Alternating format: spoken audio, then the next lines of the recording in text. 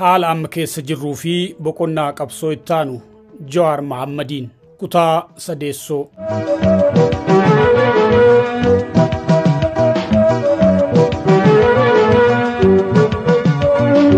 Boqonnaa shanaffaa qabsoo Oromoo. Akkuma gubbatti jenne gaaffileen Oromoo sadan hanga ammaas guututti hin deebine. Gaaffilee san deebisuufis isaan keessaa ka sadeessoo jechuunis aangoo mootummaa qabachuun barbaachisaa akka ta'e eeramee jira. Aangoo harka ormaatii baasuun murna ofii harka kaayuun jijjiirama ta'us haga mootummaan ummataan filame ijaaramutti mirgoonni neegatiivis ta'e poozitiivii guutamuun hin danda'an. Kanaafuu qabsoon Oromoo boqonnaa shanaffaatti ce'uu qabdi jechuudha.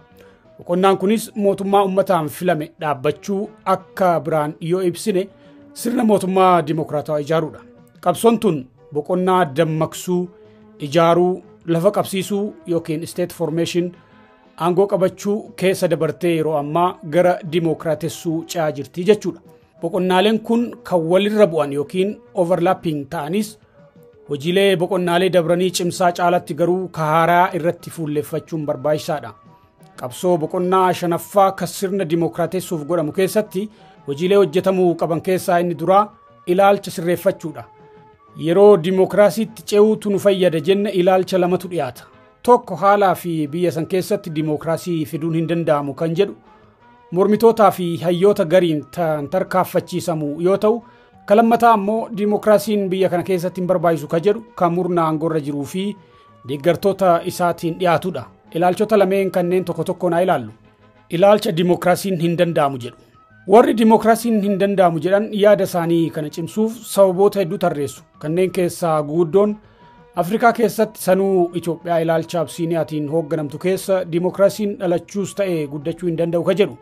Ilaalchii fi hojimaati Afrikaa keessaa akkasumas aadaan siyaasaa Itoophiyaa faallaa dimokiraasii ta'uun waan haalamu miti. Garuu aadaan ummataa fi saba kamiituu ka dimokiraasiif mijaa'aa ta'ee uumame hin jiru. Sirni dimokiraasii samii bu'es hin mul'anne. Ummannii fi biyyoonni sirna dimokiraasii ijaarrachuu irratti milkaa'an qabsoo yeroo dheeraa fi aarsaa guddaa booda itti fullaan.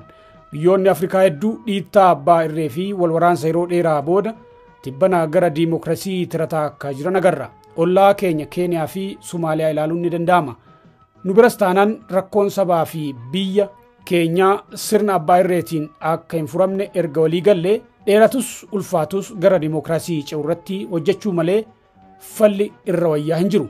Yaadni biraa dimokiraasiin hin danda'amu jedhu murni amma jiru humnaan malee tola hin beeku dimokiraasiis hin barbaadu ka jedhu ramadda. Dhugaadha namnis ta'e murni aangoo qabate tokko aangoo tolaan gallakkisuu waan hin barbaanneef waan danda'e hundaan ce'umsa gara dimokiraasii gufachiisuu barbaada. Kan karaa dimokiraatawaan filameeyyuu osoo danda'e humnaan aangoorra turuu hawwa. Ameerikaatti yaaliin Doonaald Tiraamp bara darbee godhe kanaaf ragaadha. Dimokiraasiin fedhii namaa fi murna aangoorra jiruun dhufee teekfamus hin jiru. Dimokiraasii ka fidus ka tiksus qabsoo ummataati. Akkuma gubbaatti tuttuqne qabsoon sabaa takka guututti galma ga'uu ka dandeessu gita bittuu alagaa ofirraa buqqisuu qofaan osoo hin taane mootummaa ummataan filatamee fi ummatichaan to'atamu ijaaruu qofaani. Murna aangoorra jiru tokko ka biraatiin jijjiiruunis kophaa isaatti bu'aa hin qabu. Yoo fedhii fi filannaa ummataan bakka bu'e malee. Kanaafuu sirna dimokiraasiif qabsaa'uun nuffisiisaa fi yeroo ka fudhatu ta'us faloota jiran birootirra isuma wayya. Yaada dimokiraasiin hin barbaachisu jedhu. Hooggansii fi murni aangoorra jiru ammoo dimokiraasiin hin barbaachisu jedha. Sababoota kana keessaa tokko erga sirni alagaa buqqee nama keenyaan bakka bu'ee booda gahaadha kan jedhu. Kun dhugaa akka hin taane taateewwan waggoota 5 darbanii ilaaluun qofti ragaadha. Bulchiinsi alagaa qaari'ee keenya bakka buus ajjeechaan saamichi diineffamuun hin dhaabbanne. Inumaatu itti hammaate malee. Yaadi biraa ka'u dimokiraasiin dhufnaan aangoo dhabna ka jedhudha. Dhugaadha sirna dimokiraasii dhugoomsuun namootaa fi murnoota aangoo dhabsiisuu mala. Akka sabaatti garuu Oromoon dimokiraasii keessatti wanti dhabu hin jiru. Inumaatu maqaa isaatiin murni tokko saba abbaa irree ijaaree turuun saboota ollaa waliin walitti isa diinomsa. Waggootuma 5 kanattuu saboota waliin jiran waliin wal waraansa keessa nu seensisee jira. Kanaafuu Oromoodhaaf wabiin mirga keenya eegsisuus ta'ee aangoon gara Oromoo ittisuu sirna dimokiraatawaa dhaabuudha. Sirni abbaa irree hammamuu yoo ture kufaatiin isaa hin oolu. Gaafa kufu garuu balaansaa qondaalota qofaas osoo hin taane saba keessaa ba'anis kan kasaarsuudha. Kanaaf fakkeenya fagoo osoo hin deemne murna wayyaanee ilaaluun ni danda'ama. Isaanis akkuma jara keenya ammaa dimokiraasiin hin barbaachisu humnaan turuutu dhaabaa fi saba keenya fayyada jechaa turan. Gaafa kufan garuu wanti isaan waggoota 27 ijaaran waggoota 5 gaditti daaraa ta'e. Kanaafuu yaaliin murni amma aangorra jiru sirna abbaa irree ijaaruuf tattaafatu miidhaa bara aangorra jiru geessisuun dabalata gadoo hamtuu saboota ollaa waliin uumuu danda'a. Dimshaashumatti boqonnaa 5ffaa qabsoo Oromoo itti seenaa jirru kun ka sirna mootummaa uummataan filamee mirgaa fi dantaa uummataa eegee eegsisu itti ijaaruuf carraaqnudha. Wanti wal yaadachiisuu qabnu tokko sirna dimokiraasii ijaaruuf qabsoofna jechuun dhaloonni keenya irraa fayyadamaa ta'a jechuu ta'uu dhabuu mala. Abbootaa fi akaakoowwan keenya gaafa qabsoo sirna alagaa ofirraa kaasuu eegalan lubbuun jiraannee firii bilisummaa sanii fayyadamna jedhanii miti. Akkuma waaqoo guutuu jedhee danda'an hiddaan buqqisuuf dadhaban ilmaan itti guddisuuf murteessanii itti seenan. Hedduun isaanii akka wareegamanii fi jijjiirama hawwan sana ijaan arguu hin dandeenye inuma beeku ture. Garuu immoo isaan aarsaa ta'anis hawwiin isaanii ilmaan isaan itti guddisaniin milkaa'uu danda'ee jira. Aarsaan boqonnaa qabsoo tokkoffaaf kaffalamu ka boqonnaa lammaffaatiif karaa saaqe. Kan lammaffaa kan sadaffaa faala mijeesse. Kan sadaffaa immoo afuraffaa faala mijeessee aangoo harka alagaatii baasise. Ka afuraffaa immoo ka shanaffaaf karaa saaquun aangoon harka abbaa irrootaatii baate harka uummataa akka galtu gochuuf akka dandeessisutti qabsaa'uun barbaachisaadha. Jechuunis dhaloonni kun aangoo harka galte akka harkaa hin baanee fi ummata hin miinetti fayyadamuun dabalataan sirna dimokiraasiitti biyya ce'isuun ummanni Oromoo fi saboonni biyyattii cufti roorroo sirna abbaa irree fi loogii jalaa bahee mootummaa ofii ofiin filatee akka of bulchu dandeessuun dirqama boqonnaa 5ffaa kana jalatti qabsaa'onni ba'uu qabanidha. Akkuma gubbatti jenne boqonnaaleen qabsoo walirra aanu overlap jechuunis boqonnaa tokkorraa ka ittaanutti ce'amus ka duraa sun hin dhaabbatu ittuma fufa. Boqonnaaleen walitti aanan walirratti hirkasaa fi wal gabbisaa deemuu interdependent and feed into each other. Boqonnaa 4ffaa keessa jirru kan aangoo qabachuu, cimsachuu, dhugeeffachuu fi tikfachuu ittuma fufa. Hojiin boqonnaa 4ffaa milkaa'inaan hojjetamuun boqonnaa 5ffaaf karaa saaqa. Gufachuun ammoo duubatti harkisa, daranuu immoo ni laamsheessa. Nus kanatu nu mudate. Gatantarrii fi dogoggorri boqonnaa 4ffaa keessatti raawwatame ka 5ffaa tursiisee jira. Ta'us amma gara boqonnaa 5ffaa ce'uun akeeka boqonnaa 4ffaa san bakkaan ga'uuf fayyada. Kana jechuun biyya gara dimokiraasiitti ce'isuuf carraaquun aangoo cimsachuu, dhugeeffachuu fi tikfachuuf ni fayyada. Aangoon cimtee dhugeeffamtee tikfamtee ammoo sirna dimokiraasii waaraa sustainable democracy uumuuf faayidaa qaba. Yeroo ce'umsaa boqonnaa 4 gara 5ffaa godhamu kana keessatti hojiilee waliif tumsanii fi wal gabbisan hojjechuu feessa. Jechuunis dogoggoroota boqonnaa 4ffaa keessatti raawwataman furaa ka 5ffaaf hojjetamaniif bu'uura kaayaa deemna. Hojiilee hojjetamuu qaban ijoo fi muraasni armaan gaditti ilaalla.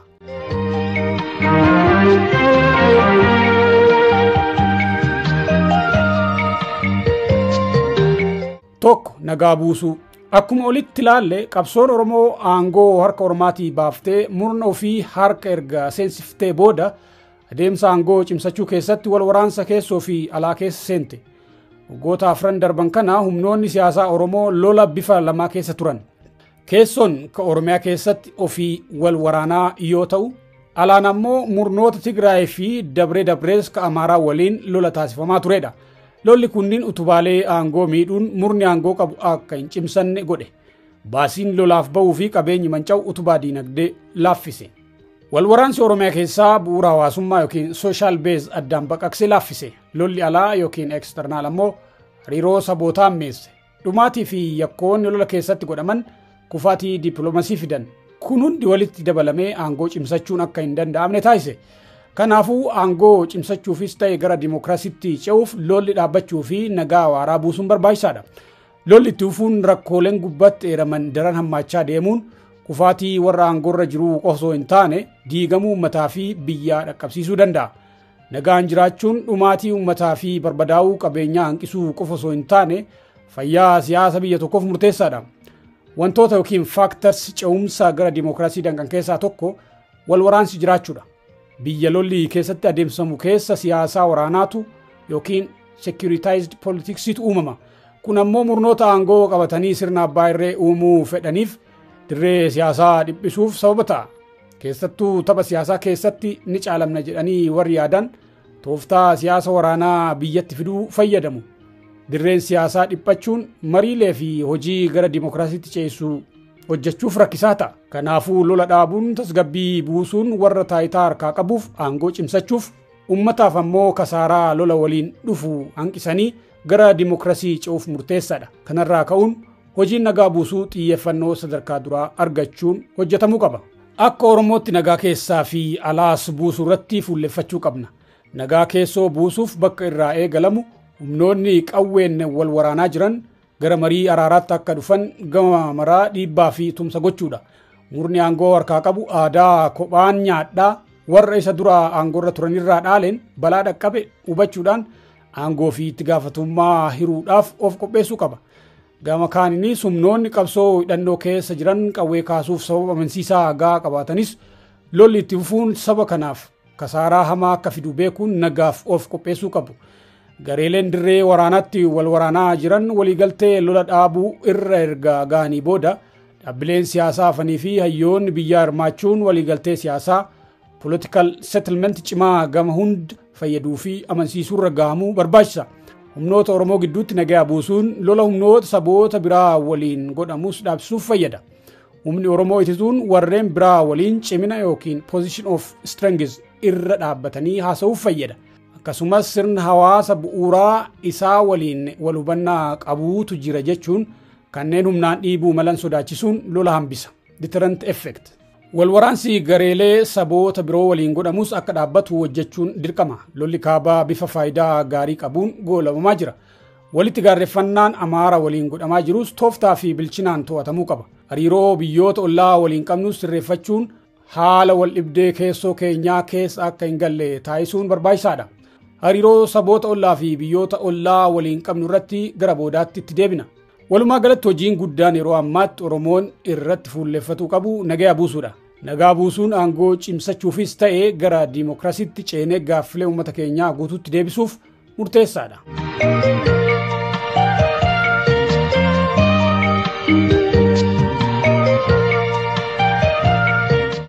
Lama daneessummaa keessoo taliiguu managing internal diversity. Oromoon saba baay'ina uummataan guddaa fi lafa bal'aarra qubatee jirudha. Dabalataanis gosoota hedduutti qoqqoodamee kan jiruu fi amantiilee garaagaraa hordofa. Kana jechuun Oromoo sabdaneessummaa keessoo bifa garaagaraa qabudha.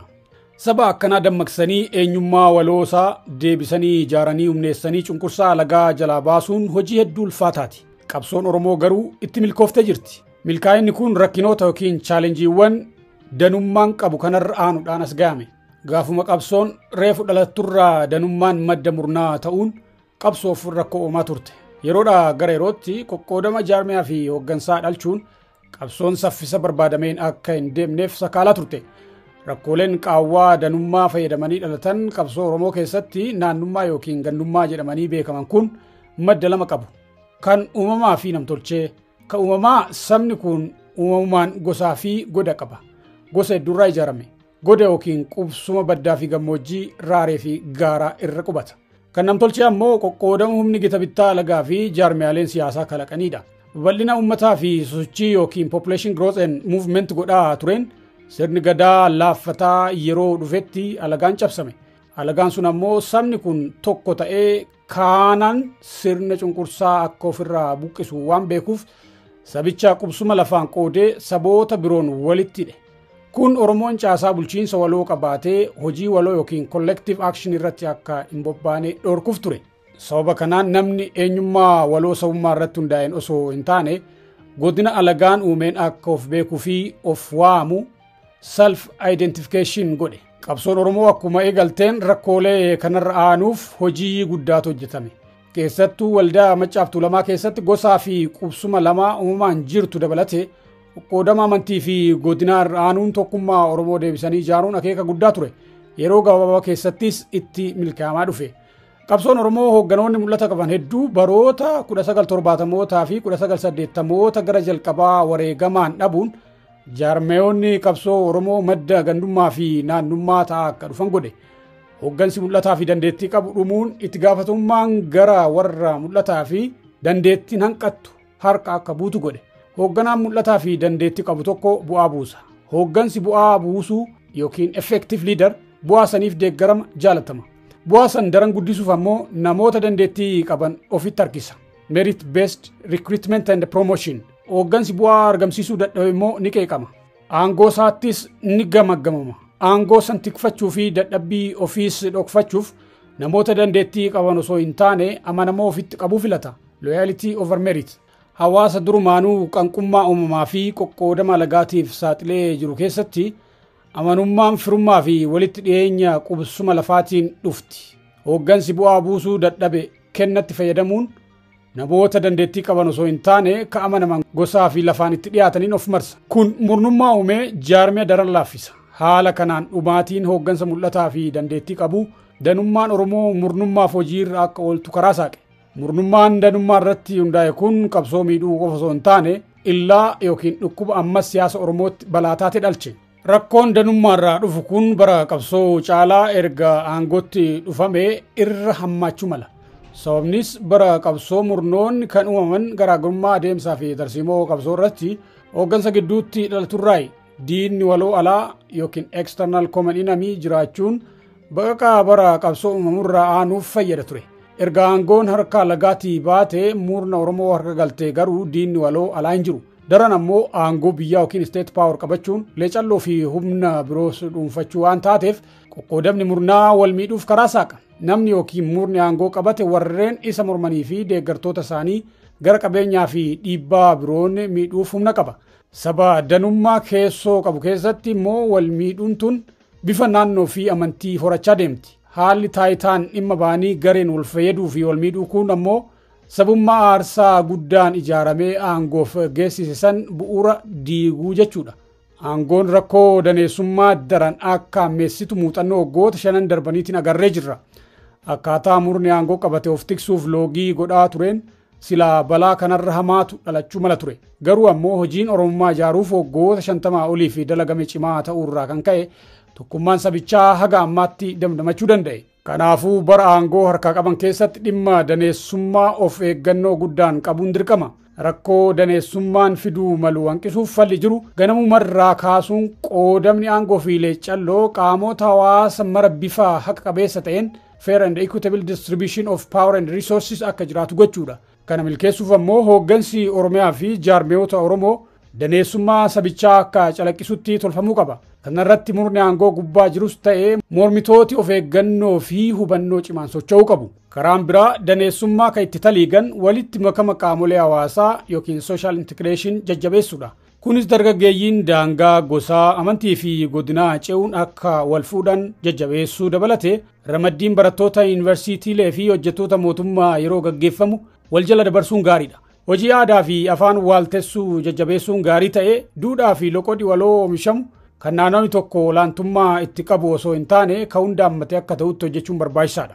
Tokkummaa fi walitti makama hawaasaa gaarii kan fidu wal liqimsuu yookiin assimilation osoo hin taane wal simsiisuu yookiin integration waan ta'eef Oromummaan calaqqee gosaa fi godashii maraa akka taatutti deemuu feesisa. Daneessummaan dhugaa yookiin faakt hawaasi kamuu waliin uumame ta'uu beeknee haqa kutaa hawaasa hundaa eeguun barbaachisaa ta'uun akkuma jirutti ta'e tarkaanfilee daran uummata adda facaasanirraa of eeguunis gaariidha. Fakkeenyaaf akkaataan caasaalee bulchiinsaa akka godinaa fi aanaa itti ijaaramaniif moggaafaman maqaa gosootaa ta'uun falmii abbummaa kaasa. Gosoonni hedduun wal keessa qubatanii waan jiraniif dhimmi abbummaa kun uummata addaan fageessa. Haaluma kanaan moggaasa bulchiinsaa alagaan Oromoo ittiin qoqqoodaa ture jijjiiruun yaadannoo yookiin legasii san haquun daangaa yookiin beereer bara san uumame hanga har'aa madda naannummaa ta'an hambisuuf fayyada. Kanaafuu bulchiinsi godinaas ta'e aanaa maqaa gosa tokkoon moggaasurra maqaa gaarrenii fi laggeeniin moggaasutu irra wayya.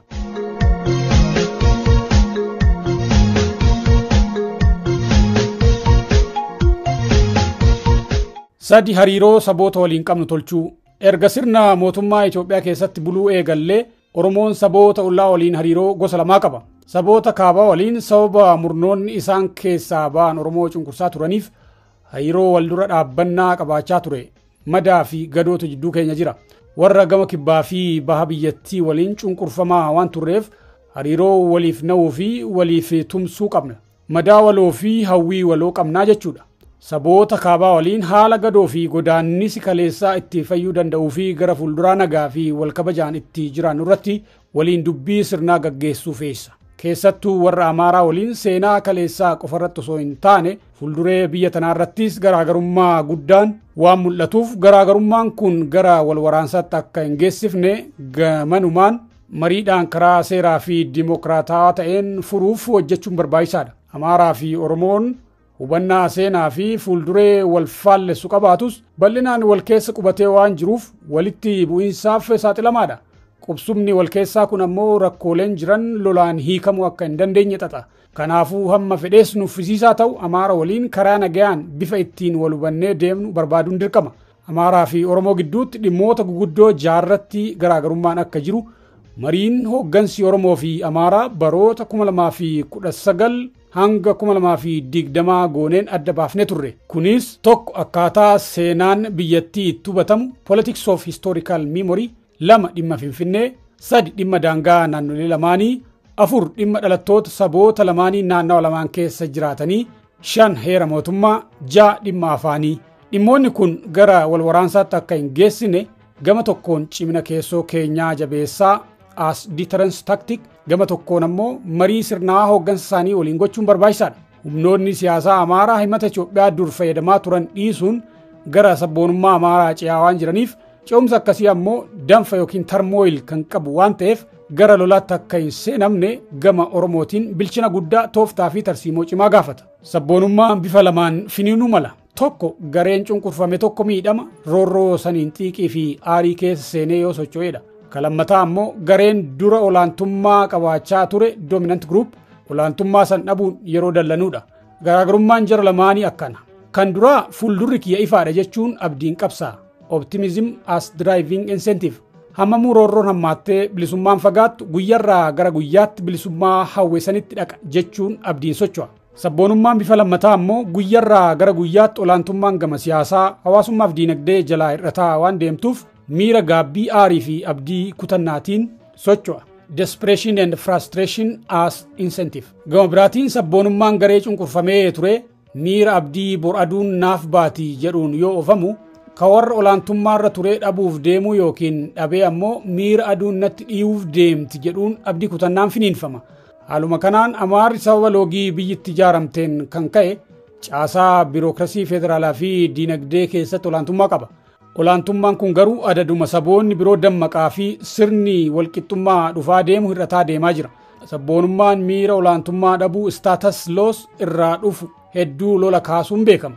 Sabboonummaan warra Sarbiyaa fakkeenya kanaati. Yeroo ammaa biyya Ameerikaa fi Awurooppaa karaasaa jiru sabboonummaan warra adii baqataan sanyii biraa ta'e olaantummaa keenya fudhataa jira kan jedhuun danfaa jirus sabboonummaa bifa kanaati. Diyaagiraamii armaan olitti ilaalee himata siyaasaa durii har'aa fi boruu san fudhanne himata siyaasa Amaaraa fi Oromoo akka itti faallessu ilaaluun gaariidha. Himati siyaasa Amaaraa sirni hangafa gaafa Haayile Sillaasee aangorraa bu'etti 1974 akka bara sadoo fi qananiitti Glorious Past dhiyeessa. Ergasii kaasee haga ammaatti bara kufaatii kan rakkoo fi gadadootti ilaala.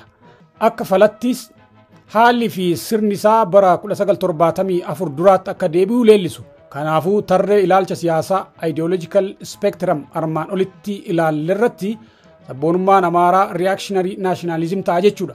Kufaatiin kun bara 1991 booda ni hammaate jedhee himata. Ta'us murni aangorra ture saba bicuu keessaa waan ba'ee fi hidhata aadaas waan qabaniif takka aangorra hin turuu nuuf deebiti yookiin ammoo haala nuuf mijaa'utti sirraa jedhanii abdatu turan. Bara 2018 booda murni Oromoo aangoo qabate humna siyaasaa Oromoo dheessee ka Amaaraa firoomfatuun himata siyaasa Amaaraa madaqfachuun abdii toree ture. Lolli Tigraay dhaabbatuun murni aangoo qabu hirkattummaa isaanirraa qabu hir'isuudhaan gara jidduutti deebi'uu agarsiisaa dhufuun abdii kutannaa yookiin desperation isaanii ammeessaa dhufee jira. Waggootaas deeman keessatti aarii fi abdii kutannaan kun daran hammaataa deemuu mala. Kanaafuu balaa sabboonummaan bifa kanaa fiduu malu dursanii hubachuun tarsiimoo itti to'atamu qopheessuun barbaachisaadha.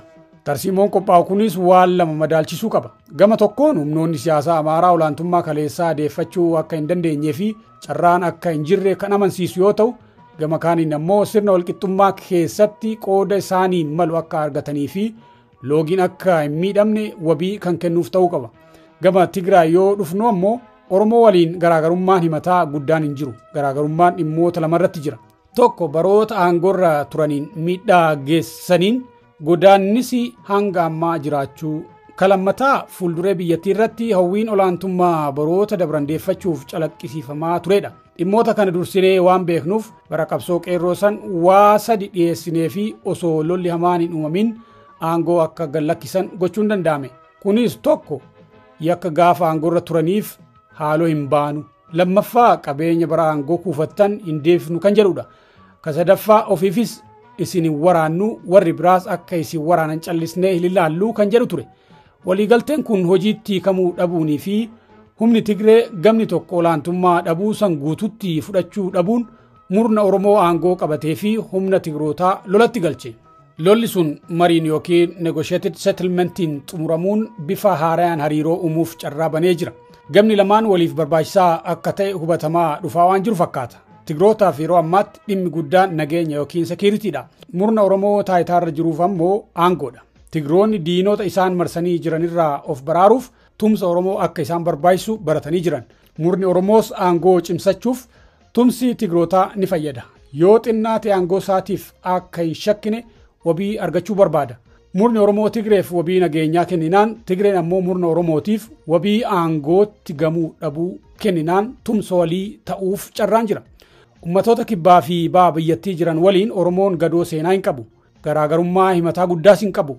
Walitti bu'iinsas yoo taate gosoota daangarra jirantu dabree wal qoccola malee sadarkaa sabaatti wal madeessuu hin jiru. Qabsoon Oromoon gaggeessaa ture injifannoo yeroo argamsiise mara saboonni kunis fayyadamaa turan. Gaafa Haayila Sillaaseen kufee darguun lafa qonnaan bulaaf deebisu Oromoo qofsoo hin taane saboonni cunqurfamoon biroos fayyadamoo ta'an. Qabsoon Oromoo sirna federalizimii yoo dhalchitu saboonni biroos mirga naannoo ofii uummachuu fi afaan ofiin fayyadamuu argatan. Gaafa murni Oromoo aangoo qabates sabni Oromoo miidhaan irraa dhaabbachuu baattus saboonni biroo fayyadamoo turan. Saboota akka Sidaamaaf gaaffiin naannoo yeroo dheeraa deebi'uu danda'e. Naannoleen biroo ammoo walabummaan of bulchuu yookiin autonomii amma dura turerra hedduu kan wayyaa ta'e argachuu danda'anii jiran. Saboonni kibbaa fi bahaa kun qabsoo Oromootirraa fayyadamaa ta'anis olola farreen Oromoo irraa godhamuu fi wantoota qabatamaan arganirraa Oromoo sodaachuu fi shakkuun ni jira. Shakkiin isaanii kunis bifa lama qaba. Tokko tarii murni Oromoo aangoo qabate akkuma murnoota Amaaraa fi Tigree isa duraasan olaantummaa sabuu fi ijaaruun nu cunqursaa laata kan jedhudha. Kan lammataa ammoo tokko ta'ee danda'ee biyyattii bulchamoo wal jeeqennus jeequmsa keessa nu galchaa laata kan jedhudha. Shakkii duraasaniif murni Oromoo abbaa irree ta'uu fedhuyyuu saboota kana miidhuuf fedhii akka hin qabne waggoota 5 kana arganii jiru. Gaaffiin naannoo ofii uummachuu saboota akka Sidaamaa humnaan ukkaamsuuf yaaliin godhamee fi kan Walaayitaa fi Guraagee ammoo ukkaanfamuun garuu shakkicha cimsa. Shakkii lammataatiif furmaata barbaaduuf garuu hojii guddaa gaafata. Walwaraansi Oromoo gidduutti uumamee fi jeequmsi waggoota 5 biyyattii raasaa jiru olola shakkii Oromoon biyya bulchuu hin danda'u jedhamee hafarfamaa ture san daran cimsa. Oromoon aangoo cimsatee biyya tasgabbeessuun shakkii saboota kibbaa fi bahaa kana furuuf akka murteessaadha. Oromoon aangoo qabate madda balaa yookiin liabilitii moo tumsa cimaa yookiin reliable ally mirgaa fi dantaa yeroo dheeraaf jalaa sarbame deeffachuuf gargaaru kan jedhu gaaffii hooggansii fi hayyoonni saboota kanaa yeroo ammaatti of gaafachaa jiran ta'u beekuun deebii amansiisaa dhiyeessuun barbaachisaadha. Deebiin kunis Oromoon aangoo cimsachuu akka danda'u, Oromoo saboota biraa akka hin cunqursinee fi biyyis gara jeequmsaa fi diigamuu akka hin deemne qabatamaan agarsiifnaan saboonni kun tumsa cimaa nuuf ta'u. Kana mirkaneessuu dadhabnee jeequmsi keessoo fi alaa itti fufnaan garuu of baraaruuf jecha gara faallaa keenyaa dhaabbachuus deemuu danda'u. Yaraa haadha qofatu jaalata. Dhiyeenya kana dhalataa saboota gama kibbaa keessaa tokko waliin osoo haasofnu gaaffii cimtuu takkana gaafate. Gaaffiin isaas bara Amaarri aangoorra ture sirna mootummaa Itoophiyaa yookiin isteet ijaarame. Bara Tigreen aangootti dhufte ammoo sirna federalizimiitiin hamma tokko of bulchuu eegalle. Bara Oromoon aangoo qabate hoo maal nuuf dabaltan laata kan jedhu ture. Anis waan inni yaadee na gaafate barachuuf mee bara aangoo Oromoo irraa maal eegdan jedheen gaafadhe. Deebiinsaas gabaabaa ture. Dimookiraasii kan jedhudha. Sirrii jedhe. Hojiin ijaarsa biyyaa yookiin state building sadarkaalee guguddoo sadi keessa dabra. Kan duraa lolaa fi tolaanis biyya san daangessuu yookiin territorializationidha. Sadarkaan kun mootiin yookiin gartuun tokko ummatoota naannawaa san jiran humnaan cabsuun yookaan ammoo waliigalteen daangaa of jalatti deebisuun gabbarsiisuu, olaantummaa humnaa yookiin monopoly of the means of violence uummachuu fi biyyoota biroo biratti beekamtii argachuudha. Bara Minilik kan raawwatame jechuudha. Adeemsi daangessuu kun yeroo hedduu humnaan kan gaggeeffamuu fi ummatoota daangaa biyya san keessatti dhuunfataman biraa mormii kaasa. Mormii fi fincilli kun gara sadarkaa lammaffaatti ceessa. Kunis caasessuu yookiin structuring, restructuringidha. Baroota 1970 irraa kaasee mormiin sabootaa cimaa deemuun sirni Haayile Sillaasee fi Darguu caasaalee bulchiinsaa garaagaraa jijjiiruun ummaticha amansiisuu yaalan. Caasaaleen sunniin garuu gaaffilee sabootaa waan quubsuu didaniif bara sirna wayyaanee sirni federalizimiin sabummaa irratti hundaa'ee ijaarame. Caaseffama ummata biyyattii keessatti daangeffame wayyabaan fudhatama argatee erga ijaaramee booda sadarkaan itti aanu sirna aangoon siyaasaa itti qoqqoodamuu fi daddarbu tolchuudha. Development of rule of political game. Gama biraatiin yoo ibsamu sirna dimookiraasii ijaaruu jechuudha. Itoophiyaan sadarkaalee lamaan san xumuruun gara sadaffaa ce'aa yeroo jirtuttidha. Qabsoon Oromoo Orma harka aangoo baastee harka murna ofii kan keesse. Kana jechuun adeemsa biyya ijaaruu keessatti hojiin sirna dimookiraatawaa hundeessuu adda dureen dirqama hooggansa Oromooti jechuudha. Hin barbaanne malee murnoonni amma duraa aangoorra turan biyyattii gara dimookiraasii ce'isuuf carraa qaban ture. Kanaaf ammoo sababa qabu. Dimookiraasiin sirna aangoo warra lakkoofsaan wayyaba ta'eef kennu waan ta'eef sodaatan. Oromoon garuu waan sodaatuuf hin qabu. Kana yoo jennu Oromoon lakkoofsaan guddaa waan ta'eef yeroo mara hoogganaan filamu marti Oromoo ta'a jechuu miti. Hoogganaan saba fedheerraayyuu filamu akka ummata paarlaamaa biyyattii keessaa sagalee yookiin voting block guddaa qabutti imaamataa fi tarsiimoo biyyattii irratti dhiibbaa guddaa yookiin veto power qabaata jechuudha. Sirna dimookiraasii keessatti qooda aangoo isaan malu qabatee mirgaa fi dantaa saboota biroos kabachiisuu danda'a.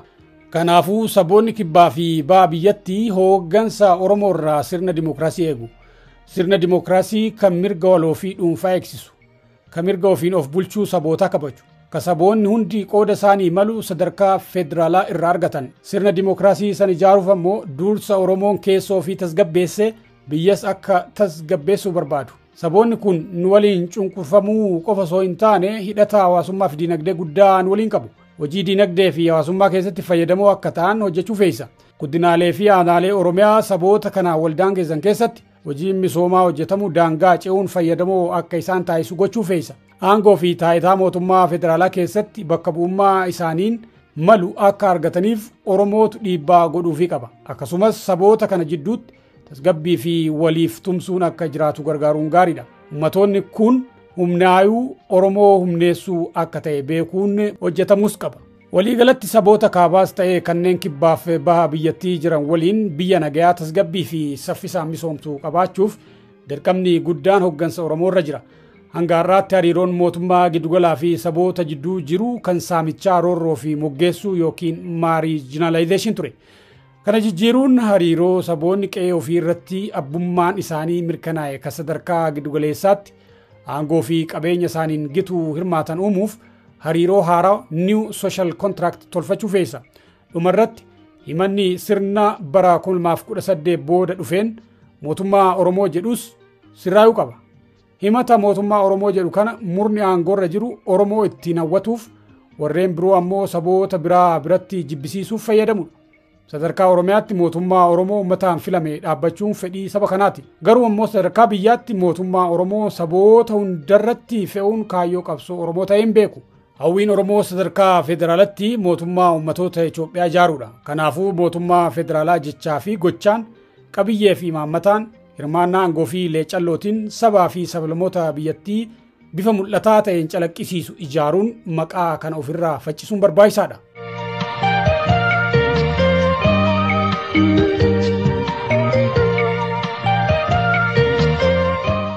Afur hariiroo alaa foreign relations cimsuu. Wantoota yeroo lola Tigraay agarre keessaa tokko murni Oromoo aangoorra jiru guutummatti karaa dippiloomaasiitiin caalamuu isaati.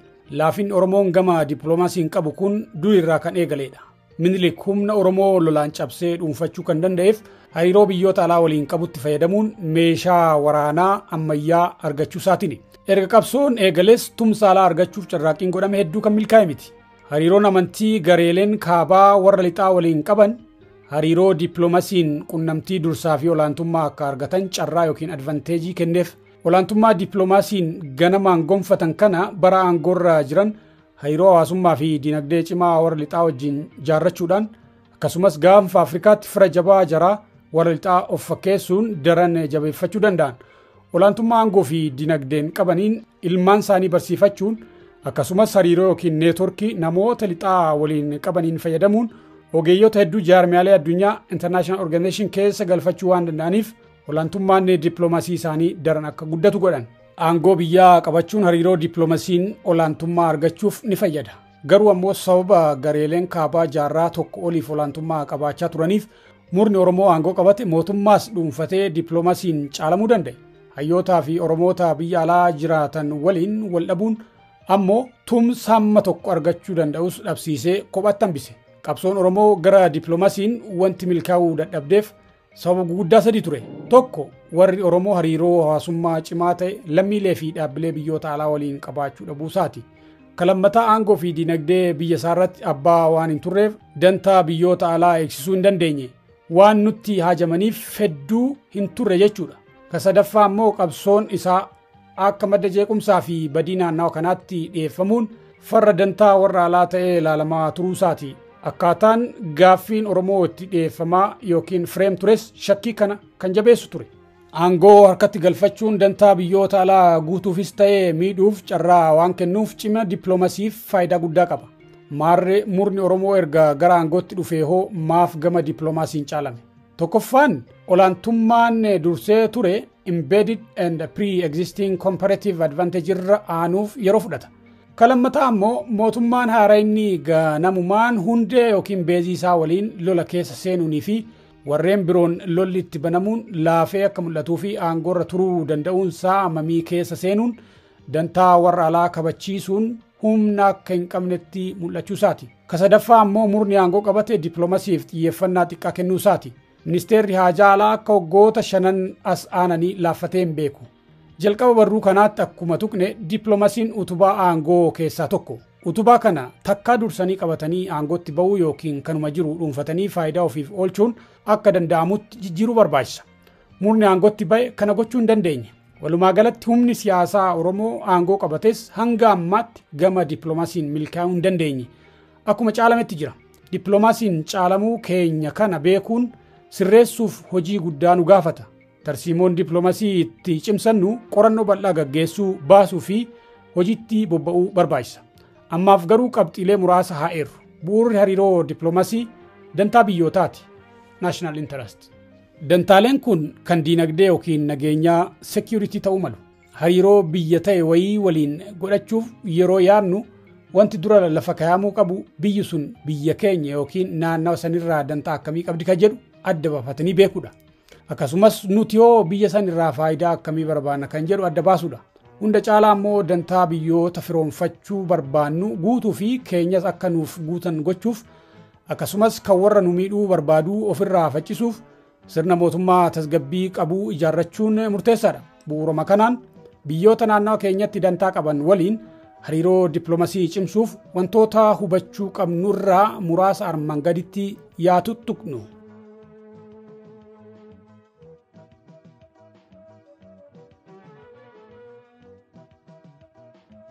Tokko hariiroo biyyoota ollaa waliin.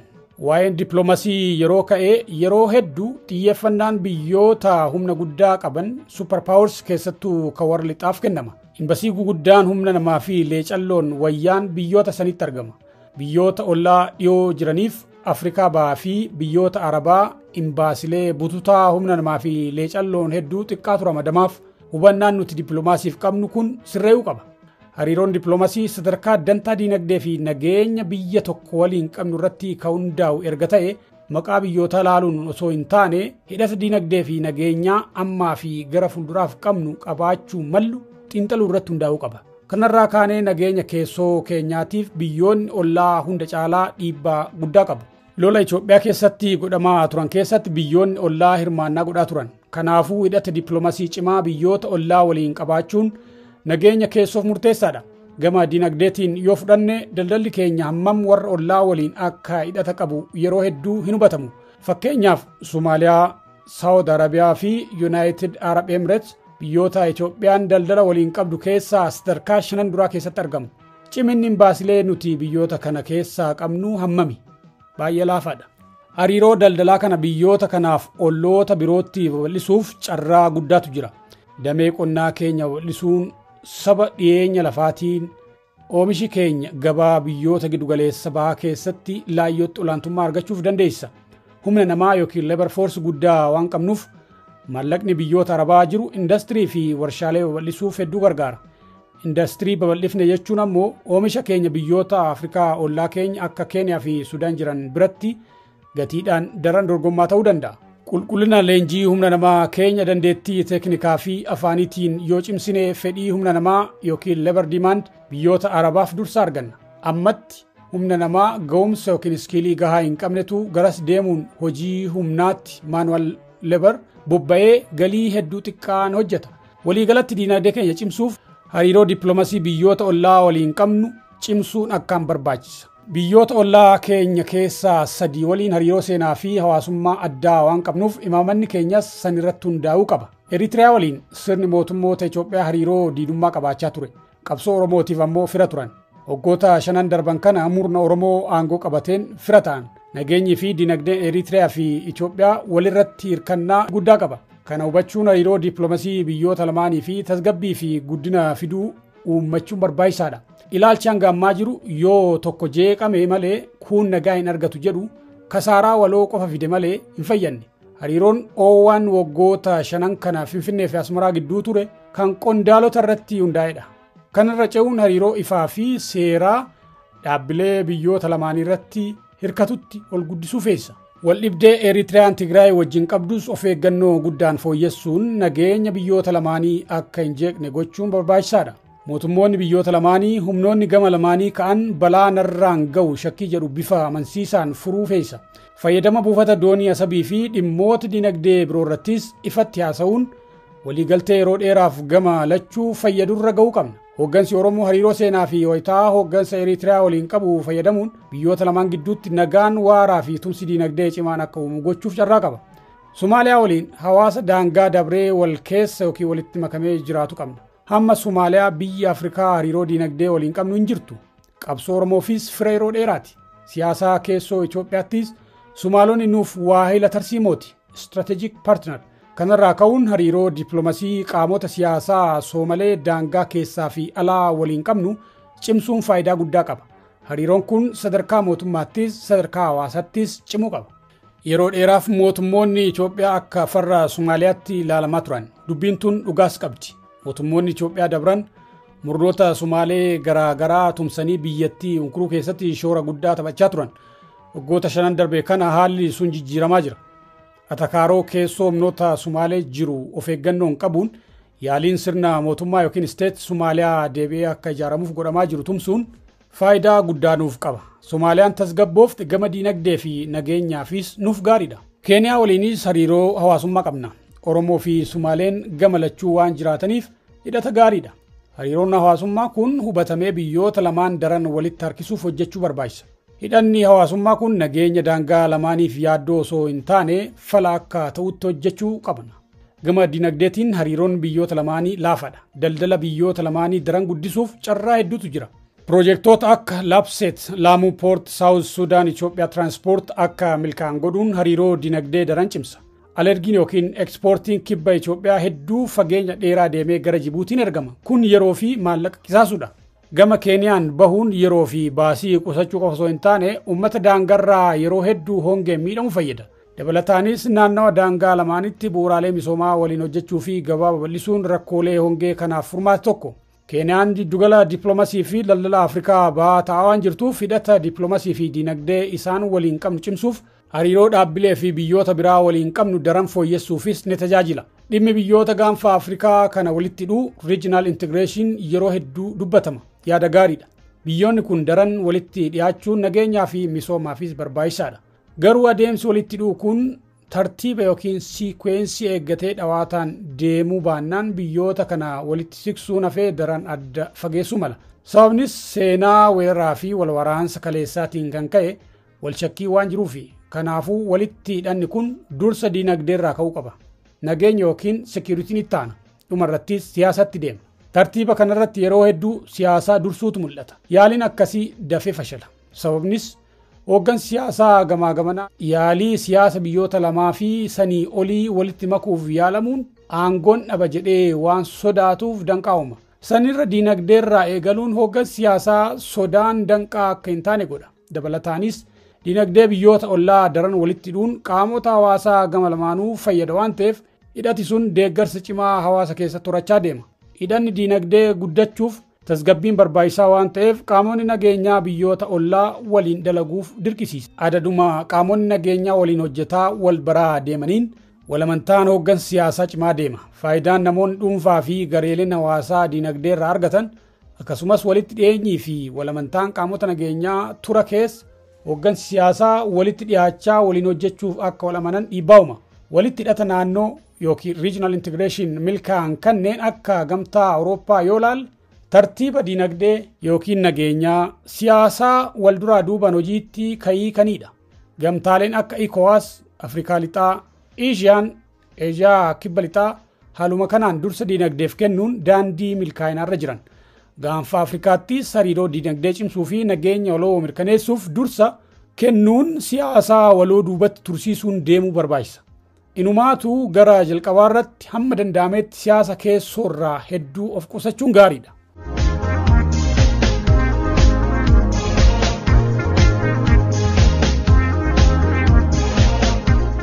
Hariiroo biyyoota lixaa waliin. Warri lixaa dantaan isaan Itoophiyaa irraa qaban kan nageenyaati. Dantaa gaanfa Afrikaa fi galaana diimaa irraa qabaniin walitti hidhata qaba. Itoophiyaan naannoo kanatti dantaa nageenyaa isaaniitiif akka tumsataatu barbaadu. Itoophiyaan dantaa kana guutuuf ammoo ka barbaadan mootummaa cimaa fi sirna tasgabbaa'aa ta'e qabudha. Mootummoonni Itoophiyaa dantaa kana guutaa fi waan turaniif qabsoo Oromoo akka farraatti ilaalu turan. Dabalataanis Oromoon aangoo yoo qabate sirna tasgabbaa'aa uumuu hin danda'u olola jedhu amanaa turan yookiin ilaalcha san fakkaatu qaban ture. Bara qabsoo qeerroo sirni gaafas aangoorra jiru tasgabbii deebisee uumuu akka hin dandeenyee fi Oromoon akka maleettu aangootti dhufuun ifa ta'aa yoo deemu ejjennoo jijjiirratanii nuuf tumsuu eegalan. Murni Oromoo aangootti ol ba'e ganamumaan tumsa cimaa warra lixaarraa argachaa ture. Garuu ammoo osoo hin turin shakkii isaan Oromoo irraa qaban san dhugoomsaa dhufe. Oromoon wal jidduutti fi gareelee biraa waliin walitti bu'uun biyyattii tasgabbii dhabsiisuun tumsa amanamaa reliable partner ta'uu akka hin dandeenyetti fudhachuu eegalan. Dhiibbaan yeroo lola Tigraay sun godhaa turan hamma tokko kanarraa madda. Warra lixaa waliin tumsa dippiloomaasii cimaa tolfachuun barbaachisaadha. Hamma diinagdeen jabaatee hirkattummaa gargaarsaa jalaa baanutti tumsi isaanii dirqiidha. Sirna dimokiraasii ijaaruufis beekumsi mootummoota dhaabbilee fi namoota lixaa barbaachisaadha. Tumsa kana bifa itti fufiinsa qabuun argachuuf hojiin guddaan biyya nagaa fi tasgabbii qabdu waraanaa fi damee tikaa cimaa ijaaruun ni barbaachisa. Dabalataanis ogeeyyota hedduu dhaabbilee biyyoota lixaa fi jaarmiyaalee addunyaa international organization keessa galchuu gaafata. Hawaasa biyya alaas gurmeessuun biyyoota keessa jiraatan keessatti hojii dippiloomaasii akka gaggeessan godhuun ni fayyada. Kun ammoo waldiddaa mooraa siyaasa Oromootti nagaa fi waliigaltee fiduu gaafata.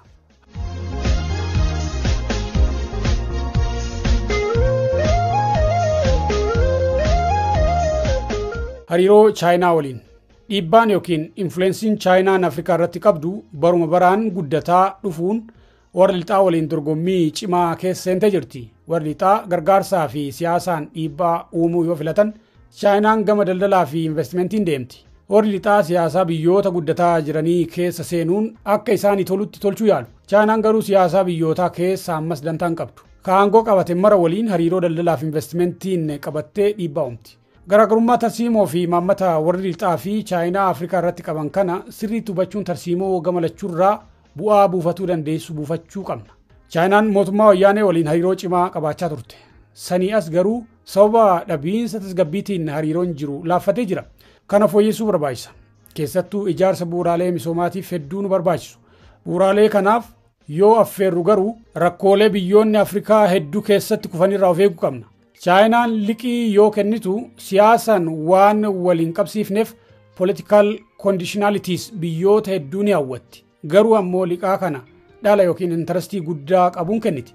Liqaan kun humna biyyoonni kaffaluu danda'anii ol adeemuun bu'uuraalee biyyaa guguddaa dabarsanii akka kennan isaan dirqisiise.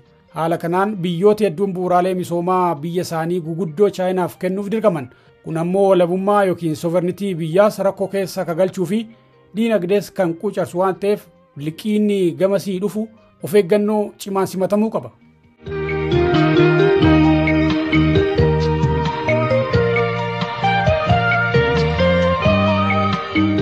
Hariiroo biyyoota olaantummaa naannoo Afrikaa bahaatti qabachuuf wal dorgomaa jiranii. Yeroo dheeraaf siyaasi addunyaa biyyoota 2-3 humna guddaa qabanii fi wal dorgomaniin super paaworsii raafamaa ture. Dippiloomaasiin qabsoon uummatootaas ta'e biyyoonni hiyyeeyyiin wal dorgommii abbootii humnaa kanarratti hirkata ture. Ammas humnoonni guguddoon sadan Ameerikaa, Raashiyaa fi Chaayinaan siyaasaa addunyaa irratti dhiibbaa guddaa qabu. Garuu ammoo baroota asaanan biyyoonni saffisaa diinagdeen guddatanii fi hawwii dhiibbaa ji'opolitiks guddaa qaban dhalachuun bifa haarawaan adeemsa siyaasaa naannolee garaagaraa irratti ga'ee guddaa taphachuu eegalanii jiru. Naannawa keenyaaf biyyoonni akka Turkiyyee, Emireetsi fi Kaatar adeemsa diinagdee fi siyaasaa keessatti shoora guddaa taphachuu eegalanii jiru. Biyyoonni kun humna diinagdee fi waraanaa saffisaan jabeeffachaa jiranitti fayyadamuun adeemsa siyaasaa keessoo biyyootaa fi hariiroo biyyoota jidduu jiru akka isaanii mijatutti karaa qabsiisuuf hedduu socho'aa jiru. Hawwii qabanii fi tattaanfii olaantummaa argachuuf godhan keessattis waldorgommii cimaa keessa seenanii jiru. Waldorgommiin kun biyya keenyaaf carraas balaas ta'uu danda'a. Gaaga'ama waldorgommiin biyyoota akkanaa nurraan gahuu malurraa aanuuf waa lama gochuu qabna. Tokko ammas tasgabbii keessoo mirkaneessuudha. Murnoota siyaasaa gidduutti wal waraansi jiraannan biyyoonni kunniin gamanaan deeggarsa kennuun lola hin dhaabnee fi biyya hunkuteessu keessa galchu. Biyyoota akka Liibiyaa, Siiriyaa fi Yaman keessatti kanatu mudate. Akkasumas biyyoonni kun hariiroon isaan qaban gama mootummaa qofaan akka ta'u haala mijeessuu fi karaa biraa jalaa cufuun gaariidha. Kan lammataa hariiroon biyyoota wal dorgoman kana waliin uumannu kan tokko ofitti qabee kaan moggeessu akka hin taane of eeggannoo gochuun gaariidha.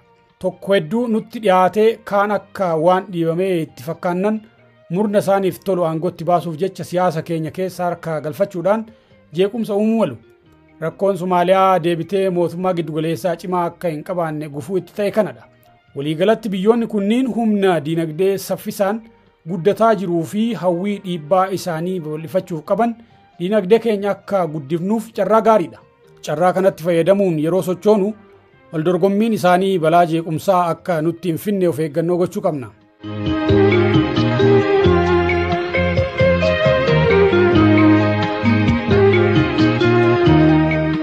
Humna nageenyaa cimsuu.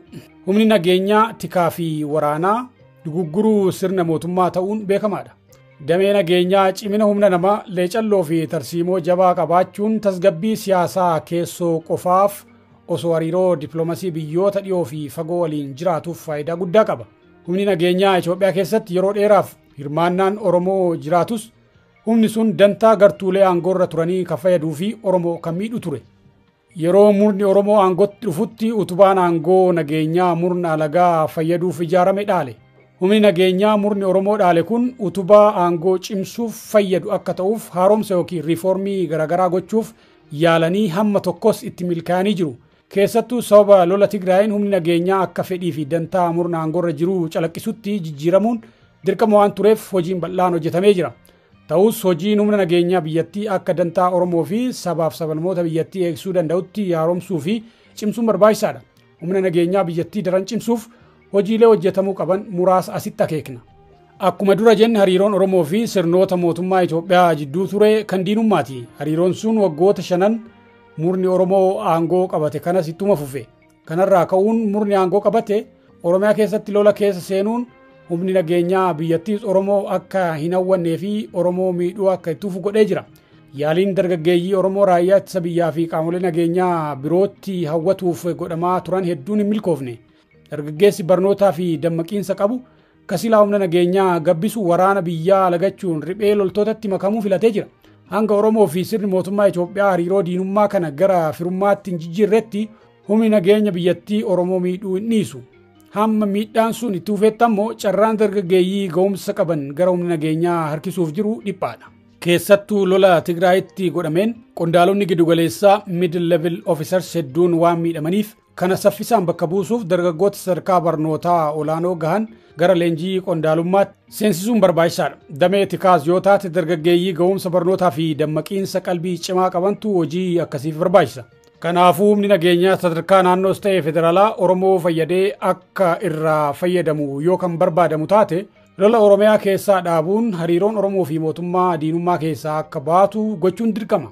Humna nageenyaa cimaa ijaaruuf hidhannoo meeshaa caalaa ka barbaachisu hidhannoo sammuuti. Loltuunis ta'e qaruuxeen tikaa kaayyoo ifa ta'ee fi isaan amansiisu faana hiriirran hamma lubbuutti of kennuun hojjechuun bu'aa buusu.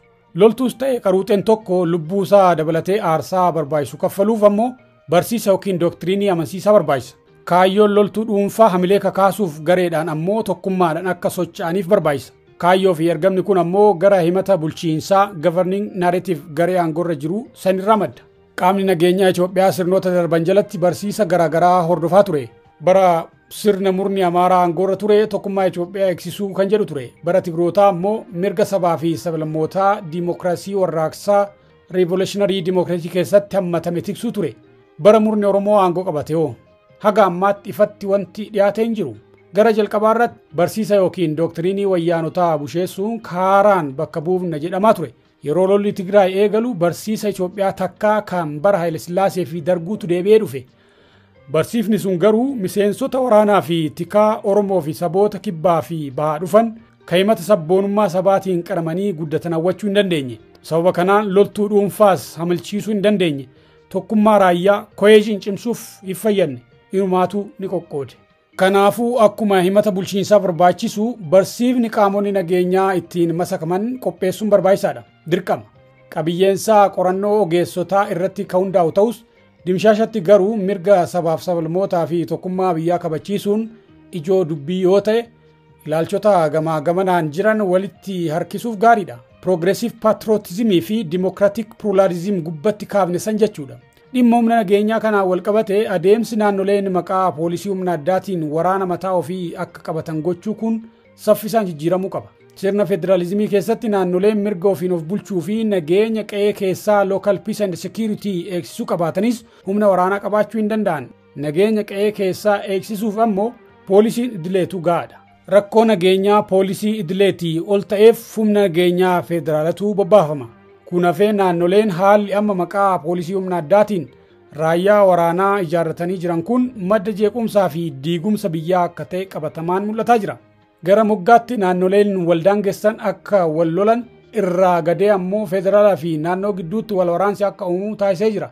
Falli jiru humnoota addaa naannoleen qaban san gara humna nageenyaa federaalaa poolisii fi waraanaa ol fudhachuudha. Sana booda naannolee keessa kaampii ijaarrachuun yeroo rakkoon nageenyaa humna poolisii idilee ol ta'e gaaffii qaamota nageenyaa naannichaarraa dhiyaatuun bobbaafamuu danda'u.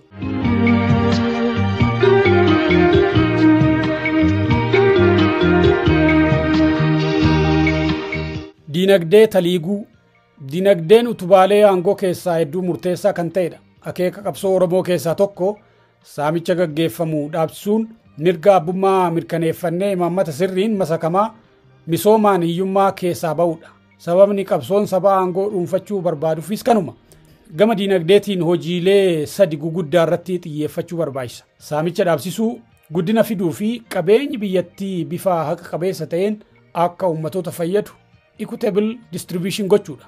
Akkuma olitti agarre sirni alagaa bu'ee murni Oromoo dhaabbatus saamichi uummatarraan dhaabbanne keessattuu saamichi lafaa daran itti hammaatee jira. Malaammaltummaanis sadarkaa qaanfachiisaa irra ga'ee jira. Akkan hidhaa ba'een jaarsi tokko laga xaafoorraa na gaafachuu dhufee osoo haasaa jirru akkana jedhe. Gaafa maastar pilaanii dhaabsisuuf qabsooftan san waan nu fayyaddan nutti fakkaate ture. Qabsoon keessan garuu nu miidhe naan jedhe. Anis rifadhee maal jechuu keessani jedheen. Jaarsis farda lugaamaan kaloo keenya dheedu lugaamarraa baaftanii nutti gadhiiftanii jedhe. Maal jechuu akka ta'e yoon gaafadhu bara wayyaanee san kaadireen OPDO sodaachaa lafa gurguratti ture. erga wayyaaneen buutee garuu OPDO'n aangoo waan uffatteef dhoorka tokko malee nu saamaa jirti jedhe. Dhugaadha waggoota 5 darban saamichi lafaa fi malaammaltummaan bifa garaagaraa hedduu hammaatee jira. Saamicha kana kan ammeesse murni aangoorra ba'e Oromoo waliin lola keessa seenuun deeggarsa siyaasaa dhabe maallaqaan deeggarsa horachuu waan barbaadeef kanaaf ammoo namoonni saamicha lafaa fi malaammaltummaa irratti akka bobba'an jajjabeessuun mufii siyaasaa qaban faayidaa diinagdeef jecha irra darbanii sirnicha akka tumsaniif tooftaa baafame ifatti hojiitti hiikamaa turedha. Wanni nama gaddisiisu dabballoonni mootummaa saamicha kanarratti bobba'an kun waan saaman qusatanii faayidaa boriitiif hin oolchan. Harkuma harkatti bashannana irratti qisaasu. Akkaataan isaan maallaqa itti qisaasan kun jibbaa fi duulama qaballeessii taranyaa jedhamee oofamuuf akka ka'umsaatti fayyadaa jira. Gita bittoonni kaleessaa Oromoo fi Oromiyaa wanti saamaniif namaaf gala. Kan saaman qabeenya ormaa waan ta'eef bor aangoo dhabuu waan malluuf har'uma saamnee dantaa dhuunfaa yookiin kan garee guuttana jedhaniiti. Murni amma aangoo qabu hoo biyya baasa maaf saama. Miidhaan malaammaltummaa daangaa darbe kan waggoota asaanan kanaa saamicha qabeenya uummataa qofa miti. Barnoota, biirokraasii fi kalaqa yookiin intarpiriinershiippii ajjeesaa jira. Har'a kantiibaa magaalaa yookiin bulchaa aanaa wayii ta'uuf dandeettii osoo hin taane mattaan muudamuun ni danda'ama. Barataan yuunivarsiitii irraa qabxii olaanaan eebbifame hojii dhabee osoo jiruu kan sadarkaa lammaffaatti mana farsoo fi barcaatii bira hafe aangoo qabatee mana ijaarratee konkolaataa qabatee bira dabra. Daa'imman lafaa dhufan kana argaa waan guddataniif barnoota barachuu fi ogummaa horachuun akka bu'aa hin qabnetti fudhachaa jiru. Kun ammaaf kufaatii qulqullina barnootaa fida. Boru ammoo hanqina humna namaa dandeettii fi ga'umsa qabuu dhabamsiisuun kufaatii hamaa fida. Saffisaan duroomuufis jabaatanii hojjechuu osoo hin taane qondaala olaanaan hidhata qabaachuutu madda milkii ta'a.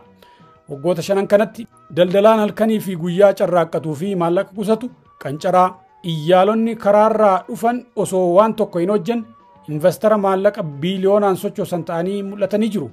Kun daldaltoota ciminaa fi kalaqaan yookiin innoveetiiviin hojjetan hamilee cabsuun jabaatanii hojjechuu irraa gara hannaan duroomuuf yaalutti akka ce'an godhaas jira. Kanaaf qabsoon tokko saamicha hammaataa dhufe kana dhaabsisuu irratti fuulleeffachuu qaba. Qabeenyi Oromoof hafte takkittiin lafa. Qabeenyi hedduu keessaa qoodi Oromoo baay'ee xiqqaadha. Lafa kana jalaa gurguranii fixnaan harka duwwaa hafee jechuudha. Haaluma kanaan malaammaltummaa maallaqa liqaa fi gargaarsaan bu'uuraalee misoomaaf dhufu irratti godhamu to'achuun fuulleeffannaa qabsoo ta'uu qaba. Kana galmaan ga'uuf ammoo miidiyaalee ciccimoo fi dhaabbilee farra malaammaltummaa dhaabuu fi kan jiranis daran jabeessuu qabna.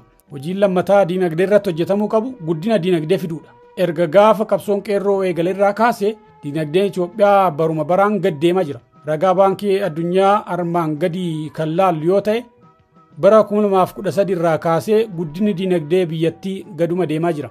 Barri 2013 kan bara qabsoon qeerroo itti eegale ta'uu haa yaadannu. Erga qabsoon milkooftee murni Oromoo aangootti ba'ees diinagdee bayyanachiisuun akka hin danda'amin agarra. Inumaatu itti hammaachaa deeme. Keessattuu waggoota 3 dabran kana sababa wal waraansaatiin kufaatii guddaa keessa gallee jirra. Qabeenyi lolaan barbadaa'uun bittaa meeshaa waraanaaf maallaqni guddaan ba'uun sochiin qonnaa fi daldala biyya keessaa ugguramuun investimentiin biyya alaatii dhufu foreign direct investment dhaabbachuu fi qoqqobbii biyyoonni alaa nurra kaayaniin liqaa fi gargaarsi misoomaa dhaabbachuun diinagdee laamshesee jira. Kasaaraan lolli kun fide guddina diinagdee biyyattii waggoota hedduun duubatti deebisee jira. Diinagdee kana lolarraa damdamachiifne daandii misoomarra kaa'uuf maallaqa guddaa fi qindoomina hojii jabaa gaafata. Oomishtummaa biyya keessaa guddisuun nagayaaf tasgabbiin deebi'uu qaba. Yeroo hedduu kasaaraa lola kaabaatti ga'etu himama. Garuu ammoo Oromiyaa keessatti waggoota 3 darban godinoonni oomishtummaan beekaman Shawaan Kaabaa fi Shawaan Kibba Lixaa, Gujii, Ilubaaboor gamisi tokko bara darbe kana ammoo aanaaleen godina Arsii Ba'aa fi Shawaa Ba'aa keessatti argaman sababa wal waraansaatiin takkaa hin facaafanne yookaan ammoo oomisha ooyiruurraa galfachuu hin dandeenye. Tasgabbiin godinoota kanatti deebi'ee hojiin qonnaa idilee eegaluu baannaan oomisha qonnaa qofa osoo hin taane galiin daldalaa fi albuuda irraa argamu hammaataatuma deema. Bifuma wal fakkaatuun liqaa gargaarsaa fi investimentii biyya alaa bifa gahaa ta'een harkisuufis wal waraansa jiran dhaabuu qofa osoo hin taane siyaasa keenya sirreeffachuun lolli deebi'ee ka'uun diinagdee akka hin burkuteessine biyyootaa fi dhaabbilee alaa amansiisuu qabna. Diinagdee lola keessa jirutti investimentii dhangalaasuufis ta'e liqaa fi gargaarsaan bira dhaabbachuu warri barbaadu hagoodha. Kanaafuu imaammata diinagdee biyya guddisu baasuuf beektota barnootaa fi muuxannoon ga'umsa qaban sassaabuu, maallaqa diinagdee deebisanii ol kaasuuf dandeessu maddisiisuun barbaachisaadha. Kana gochuuf ammoo nageenya amansiisaa buusuun waan yeroon itti kennamu qabu miti. Dhimmi sadaffaan qabeenyi biyyattii bifa qabeessa ta'een ummatoota akka fayyadu taasisuudha. Equitable distribution of wealth. Wantoota walitti bu'iinsa uumanii diinagdee quucarsan keessaa qabeenyi biyya tokkoo bifa loogii qabuun garee tokko fayyadee kanneen biroo hongessuudha. Sirnoonni darban bifa kanaan Oromoo fi saboota biroo miidhaa turan. Sababni sirni federalizimii itti barbaachiseefis tokko kanuma. Gara fuulduraatti sirni federalizimii diinagdee fiskal federalizim dhugatti hojiirra ooluun ummatoonni biyyattii faayidaa haqa qabeessa akka argatan mirkaneessuun dirqama. Oromoo gidduuttis godinaaleen bifa haqa qabeessaan hojii misoomaa fi carraa hojiirraa akka fayyadaman gochuun tokkummaa eegsisuuf murteessaadha. Walumaa galatti sababa tasgabbii dhabiinsaa fi hammaachuu malaammaltummaatiin baasiin mootummaa fi biyyi baasan kan galurraa dachaa hedduun guddataa deemaa jira.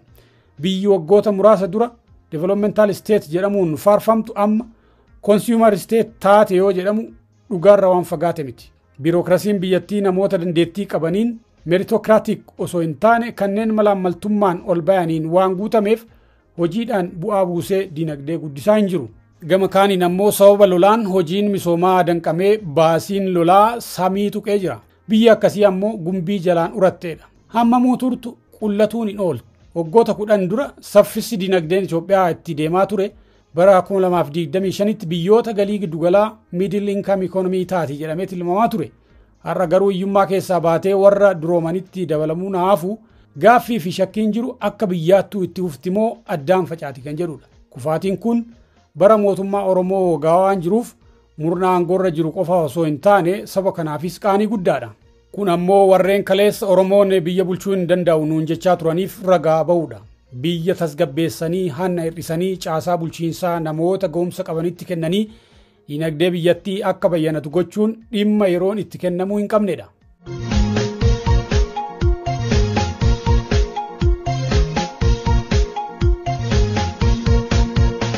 Beekumsa oomishuu fi tamsaasuu knowledge production and dissemination. Wanti lammiileen biyyaa fi warri alaa waa'ee taateewwan seenaa fi haala yeroo irratti baratanii fi dhagayan imaammataa fi tarsiimoo biitti takka ittiin bultuu fi hariiroo biyyoota biraa waliin qabdu irratti dhiibbaa guddaa qaba.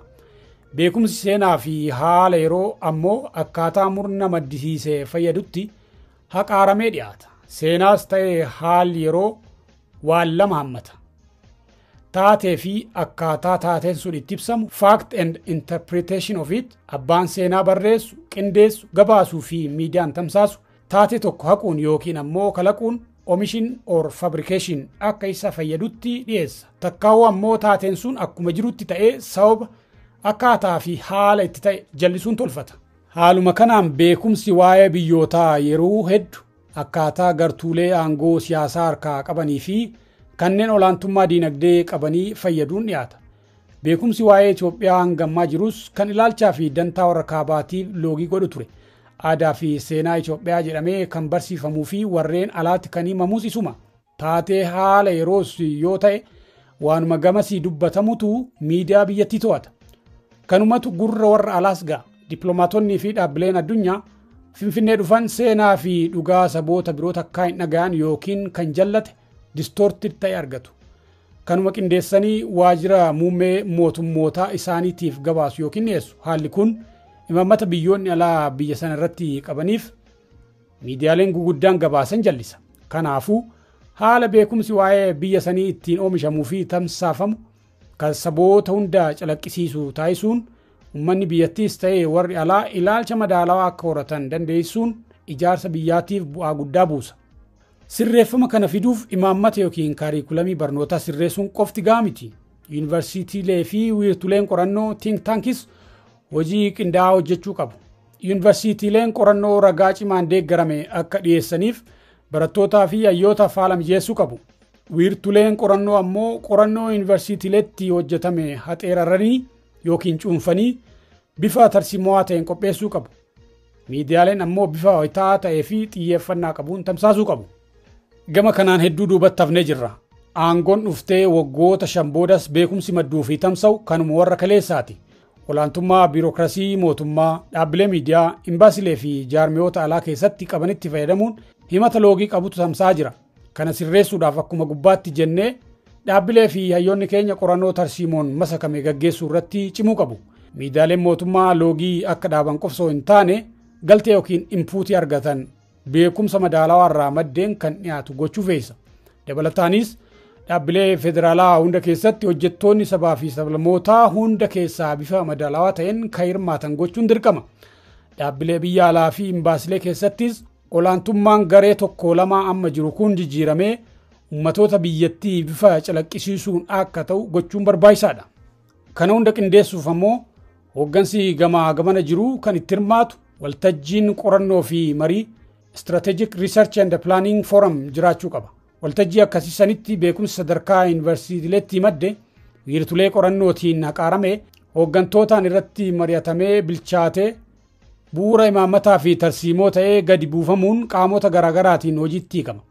Dimshaashumatti aangoo qabatanii adeemsa beekumsa maddisiisuu fi raabsuu karaa qabsiisuu baannaan kufaatiin fagoo akka hin jirre hubachuu qabna.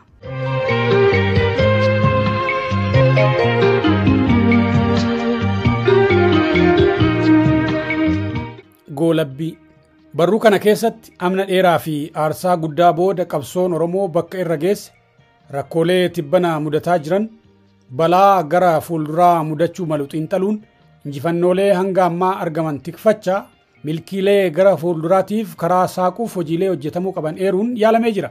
Qabxiin jabaan hubachiisuuf yaalame aangoo qabachuu waliin balaa hamaa fi carraan bal'aan wal bira dhufu. Waggoota 5 darban balaa ofirraa maksuun carratti fayyadamuu dadhabuu keenya amanuu akka qabnudha. Sababa kanaan aangoo cimsachuus ta'e gaaffii uummata keenyaa deebisuu akka hin danda'inis hubachiisuudha. Sabni keenyaa fi biyyis balaa hamaaf saaxilamtee jirti. Dogoggoroonni waggoota 5 kana raawwataman irra deebi'amanii ilaalamuun saffisaan sirreeffamuun barbaachisaadha. Fuulduraafis dogoggoroota wal fakkaataa raawwachuurraa of qusachuu barbaachisa. Dursa wal waraansa biyyattii kallattii garaagaraa dhaabsisuuf xiyyeeffannoo kennuu feesa. Saniin cinatti himata imaammata biyya ittiin bulchan baafachuun ga'umsa hooggansaa ol guddisuun utubaalee aangoo ijaaruu jijjiiruu fi haaromsuun hojiilee bilchina guddaan dalagamuu qabanidha. Hariiroo saboota wajjin qabnu tolfachaa hojii laafina gama dippiloomaasiin jiru sirreessuuf qajeelchuunis hojii nu eeggatuu fi yeroon itti kennamuu hin qabnedha. Ololli Oromoon biyya bulchuu dhiisii waluu bulchuu hin danda'u jedhu dogoggoroota waggoota 5 darbaniitiin fudhatama argataa akka jiru waan haalamuu miti. Kun ammoo xiinsammuu uummata keenyaa irratti miidhaa guddaa fida. Hariiroo saboota biyyattii fi biyyoota alaa waliin qabnus balleessaa jira.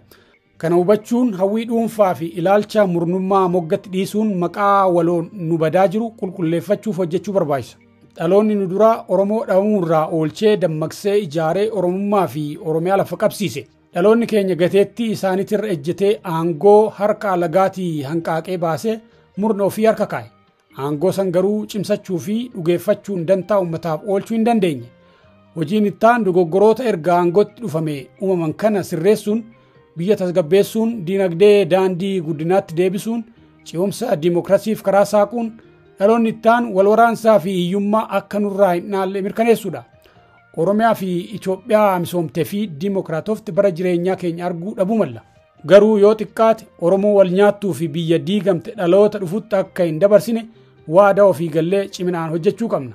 Yaadonnii fi xiinxalli barreeffama kana keessatti dhiyaatan guutuus sirriis ta'uu dhabuu malu.